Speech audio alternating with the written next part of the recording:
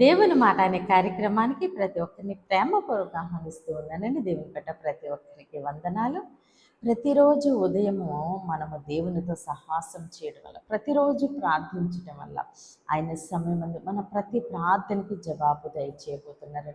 తప్పక ప్రతిఫలం ఇచ్చే దేవుడు కాబట్టి ప్రతిరోజు ప్రార్థన చేద్దామండి. దేవుడు ఇచ్చే ప్రతిఫలాన్ని మనం పొందుకుందాము.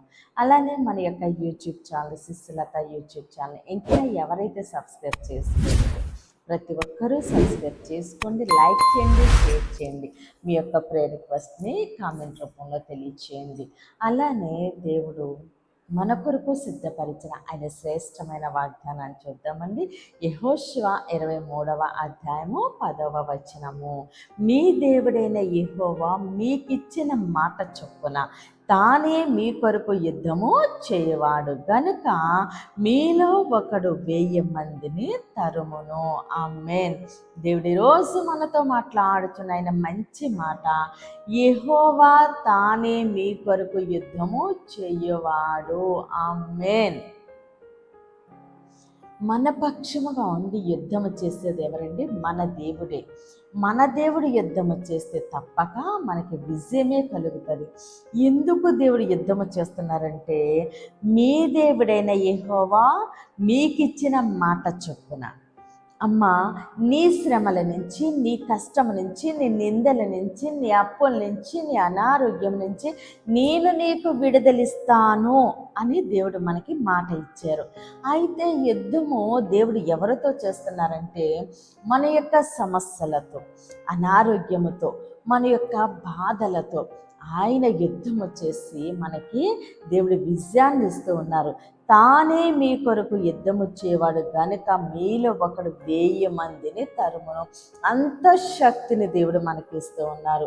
ఏ సమస్య అయినప్పటికీ, ఏ పోరాటం అయినప్పటికీ, ఏ అనారోగ్యం అయినప్పటికీ కూడా దేవుడు మన పక్షముగా యుద్ధము చేస్తున్నారు. కాబట్టి 1000 మంది ఒకేసారి పోరాటానికి వస్తే వాళ్ళని తరిమే అంత శక్తి, అంటే అంతటి సమస్య, అంతటి అనారోగ్యము, అంతటి నిందలు మన మీదకు వచ్చినా సరే మన దేవుడు మన పక్షముగా యుద్ధం చేస్తున్నారు. కాబట్టి మనకి తప్పక విజయమే కలుగుతోంది.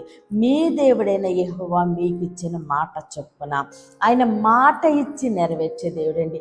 ఏ సమస్య కొరకు నువ్వు మొరపెడుతుంటే దేవుడు విడుదలిస్తానని వాగ్దానం చేశారో నీ పక్షముగా ఆయన ఆ సమస్త యుద్ధము చేసి నీకు విజయాన్ని ఇస్తూ ఉండగా సమస్త ఘనత, మహిమ, ప్రభావాలు మనము దేవునికి చెల్లిందామండి.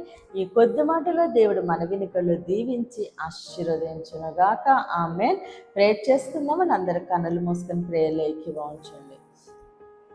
మహోన్నతుడ, మహాగణుడ, పరిశుద్ధుడా, నీకే స్తోత్రాలు, వందనాలు తండ్రి. ఇచ్చిన వాగ్దానం మా జీవితంలో 100 ఫలించునుగాక. అయ్యా తండ్రి, మీరు మా పక్షంగా ఉండి యుద్ధము చేస్తేనే కానీ తండ్రి మేము విజయము చూడలేమయ్యా. మా శక్తి సరిపోదు తండ్రి, మా బలము సరిపోదయ్యా తండ్రి. మీరు తండ్రి మా పక్షముగా ఉండి యుద్ధము చేసి మాకు ఇస్తున్న విజయాన్ని బట్టి వందనాలు తండ్రి. అలానే తండ్రి అయ్యా తండ్రి, ఎవరైతే దేవా తండ్రి దైవజనులు దేవా తండ్రి అయ్యా నీ పని జరిగిస్తూ ఉన్నారో వారందరినీ మీరు జ్ఞాపకం చేసుకోండి అయ్యా. మంచి ఆరోగ్యం చేత నింపండి తండ్రి. మందిరాలు లేని దైవజనులకి మందిరాలు దయచేయండి అయ్యా. నీకు స్తోత్రములు తండ్రి. యెరూషలేముకి యేసు నామములోనే క్షేమము కలుగును గాక. ఎవరైతే అనారోగ్యంతో ఉన్నారో యేసు నామములోనే స్వస్థత కలుగును గాక. వివాహాలు కావలసిన బిడ్డలకి యేసు నామములో ఘనమైన వివాహములు జరుగును గాక. మూయబడిన ప్రతి గర్భము యేసు నామములోనే తెరవబడును గాక. ప్రయాణమై వెళ్తున్న వస్తున్న ప్రతి బిడ్డ చుట్టూ యేసు నామములో అగ్ని కంచె ఉండును గాక. చిన్న బిడ్డల చుట్టూ, ఆడబిడ్డల చుట్టూ, యవ్వన బిడ్డల చుట్టూ యేసు నామములో అగ్ని కంచె ఉండును గాక.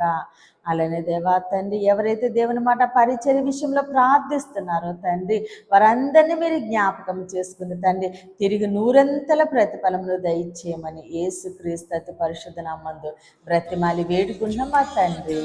ఆమేన్.